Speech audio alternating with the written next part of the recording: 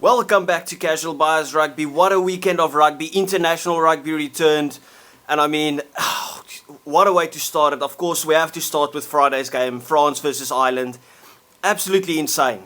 I think I had a fair prediction when I said France would win this game if it was played in France, and Ireland would win this game if it was played at the Aviva. But the upset victory came through. Ireland literally dominated France. I think France was very lucky to still be in the game come halftime. A couple of missed opportunities for Ireland, but France, you could probably say they did well to stay in the game to some degree. But that first 20 minutes, it was literally Ireland, especially Joe McCarthy. What a player. What an absolutely brilliant player. Like, people talk about James Ryan being one of the best in the world and Tide Burn. Yet Joe McCarthy had the game of his life. I think that was probably one of the best 20 minutes you would have seen dominating rugby from Ireland. No one does that to France, and that's why they put up a record-breaking score against France, and it was deserved, to be fair. But of course, France came back into the game when the subs came onto the field. Luku just wasn't in the game at all. I mean, that is a statement victory, and most people would probably say that is the tournament wrapped up. We could see one of the best clean sweeps that we've ever seen for Ireland in this year's Six Nations. Because if you think who they got to play next, it's got to be probably England and Scotland, and they are not going to be on the same level as Ireland at the moment. So I feel like a bit of a fool predicting France to win the game, but yet I also think it was a fair prediction from the start. But Ireland, what an absolutely brilliant performance. Of course, their previous game was against New Zealand in the World Cup, lost that game, but to bounce back with a victory like that over France, absolutely insane. France, there's not a lot of positives to take from the game, maybe at the end when they had Ireland defending a bit. But then even when Ireland were defending like that, they scored a try at the end to solidify the victory, a bonus point victory as well. So France, props to you for staying in the game as long as you did. But all of the props has to go to Ireland with that performance. So many standout performances. If you think about, people were thinking, even myself, who's Nash? Who's Nash going on the wing? Mac Hansen being out, does that have a big influence on the game? Because we know how big he is for Ireland with his work rate all over the field. Nash with an absolutely brilliant game. I think Bundiaki once again had a brilliant game. Joe McCarthy, as we said, Tide Burn had a brilliant game. Dan Sheehan had a very good game. And then, of course, like, I wouldn't say it was a world-class performance, but I think it was a very, very solid performance for Jack Rowley, who got his first points in the Irish jersey in a starting position. In that 10 role, I think he filled Johnny Sexton's boots massively. I picked him in my Six Nations team of the season, and to be fair, he was absolutely brilliant. Of course, a couple of errors, but you expect that. He's a bit more flary, if I could say it like that. He is very safe, but a bit more flary and risk-taking than the likes of Johnny Sexton, and I think he did a very good job in that 10 jersey. Could be very, very proud of himself. France, on the other hand, not a lot of positives to take from it. As I said, maybe the main positive, that they stayed in the game as long as they could. But a couple of big names just felt like they didn't show up. I hardly saw Mavaka on the field. They couldn't win a line-out to save their life. I think Ireland were brilliant at disrupting those line-outs. France had about 6 line-outs 5 meters away and couldn't win a line-out. Later on, they had to take tap penalties on the corner because they couldn't win their own line-out. Ramos, I think, had a very average game, not at the races for me. Damien Penaud couldn't catch a cold if he wanted to. Really struggling. Of course, he scored a try, and of course, as you expect, France, they'll always fight back. They'll always try and stay in the game, which is fair enough. That is what they did.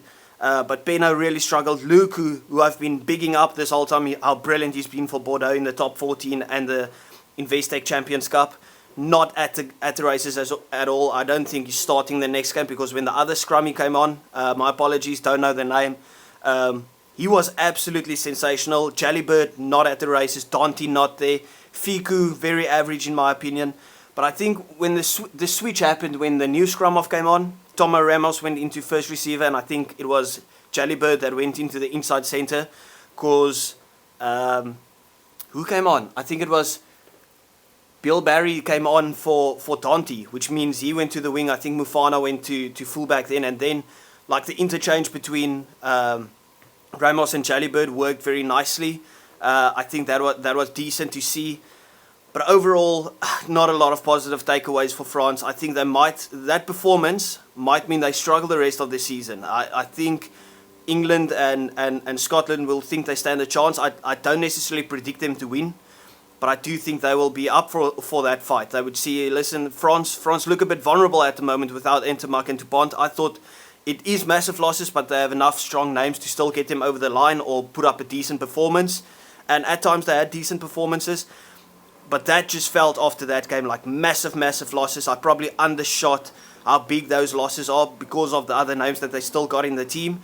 But if there was some takeaways, they had Ireland on the ropes here at the end a bit. They still were in the game. If they could get a try, they could still get away with a draw maybe. So if they decide to take that game plan instead of the kicking the ball away the whole time, they could still play second in this championship. But anyway, overall, massive victory for Ireland. Congratulations to them. Absolutely solid performance from start to finish. A well-deserved victory. Moving on, you got Italy versus England. Of course, we expected England to win, but you never know what England's going to show up. And it was the dull England. And I'm not just saying this to slander England. I really think Italy were brilliant in that first half. A couple of very good tries. Of course, Ange Capuozzo injured before the game. But overall, a very good performance by Italy. Of course, they scored a consolation try in the end to make the scoreline a bit closer.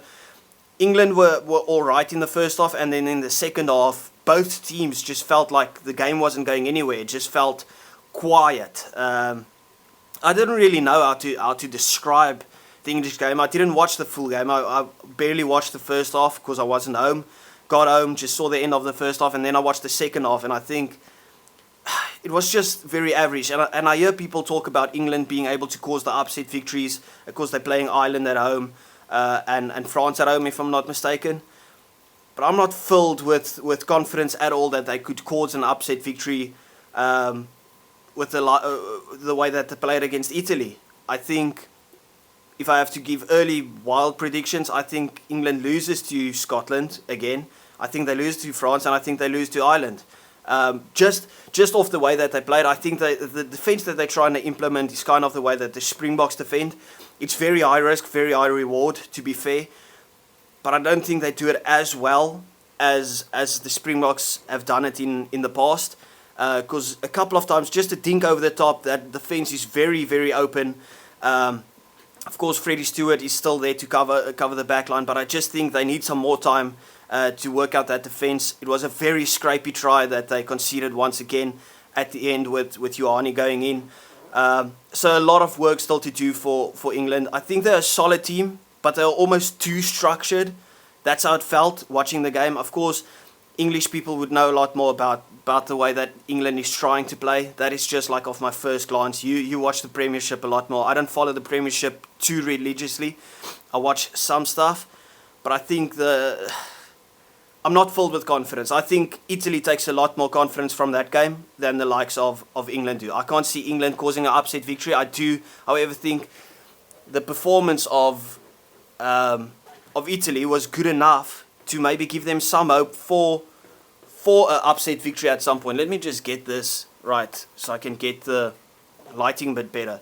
So I think Italy take a lot more a lot more confidence from this game. And then, of course, moving on to the game of the weekend, absolutely brilliant. I mean, can you say it's a game of the weekend? You can definitely say it's a classic. But it was kind of like only one team pitched up for both halves. Like Wales probably had their worst performance ever in the first half, and Scotland probably had their worst performance in the second half. It was an absolute up and down emotional roller coaster. I think the passion that the Welsh stadium had when they got some belief was absolutely insane. It was a joy to watch that game. I told you before, don't write off Wales. I'm going to talk a lot more about Wales than I talk about Scotland, just because I think they have so many positives to take from this game, especially after that first half. I said Warren Gatland is one of those coaches that can just bring out the most in each and every one of those players when it comes to Wales. It's Gatland magic.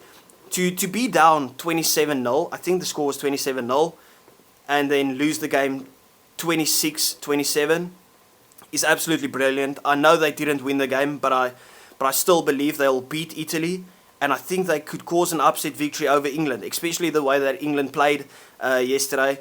So I'm rooting for Wales. I like the fact that they're having this underdog story. They probably have more acne on the field than they have caps on the field. It's a young team. They are struck with a lot of retirements, a lot of injuries, a massive injury in the likes of Jack Morgan, and yet they really pitched up to come out and play, because let's not act like it's a walkover or like Scotland's just an average team. Scotland is a very good team. People have been shouting for them to have an underdog story, cause a couple of upsets. I've even myself said I don't think they're going to cause the upset over Ireland or France, but I do think that they will come a lot closer than they have been in the past. Overall for Scotland, very, very good performance for them in that first half. Very scrapey in the second half.